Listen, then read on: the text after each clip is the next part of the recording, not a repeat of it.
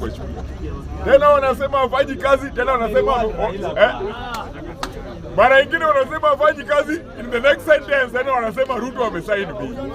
Amesign bill hii, the president is at work 24 hours, at work 24 hours every day. Sasa kama wewe uoni kazi yake na tena unataja program zake, either you are confused in the mind ama hauna kitu ya kusema media president.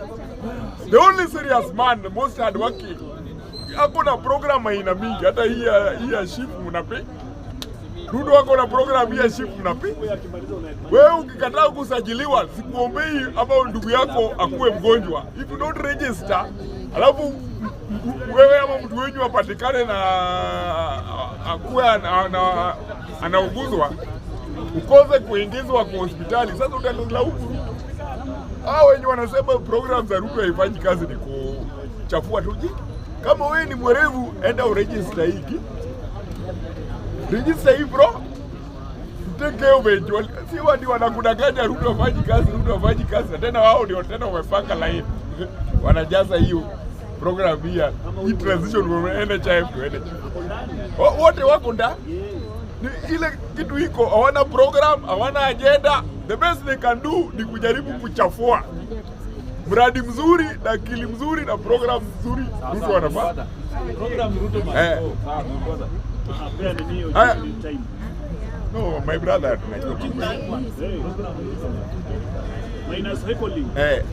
Hata hii kampeni ya Raila kuchukua AUC, William Ruto ameweka resources yote ya government, machinery yote ya kusaidia Mkenya mwenzetu apate kiti. Hii Kenya imekuwa kidogo kwa hii akili yetu yo. Ilitakana watu wengi kama Raila anatafutiwa kazi ama anatafuta kazi Addis Ababa.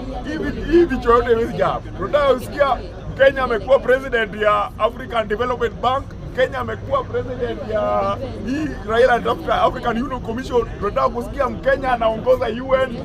Amekuwa UN Secretary General. Wasambae Kenya imekuwa kidogo, tuko wengi tumesoma. Akipata hiyo hata PA yake ataenda na PA wake kwa. Sio amepatia Mkenya mwingine kazi. Hiyo secretariat wa Kenya watapata kazi. Mimi mwenyewe kwa nyumba yangu all my cousins wako nursing Britain, Finland. Sasa hivi wamerudi hapa na madola ya holiday, hata mimi nakula vizuri sana. Iko program ya kupeleka watoto wetu wote hii watengeneze pesa.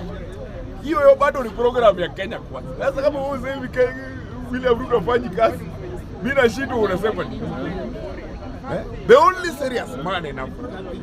Hakuna mtu anaheshimiwa hii Afrika kuliko hii William Ruto mna besmatch on social media. So nyinyi iko msemo nasema kelele ya chura. Kelele ya chura iwezi zuia ng'ombe kunywa. Sasa hii kelele iko kwa social media. William Ruto aendelee na kazi yake usiku na mchana. Alikuwa anaangalia.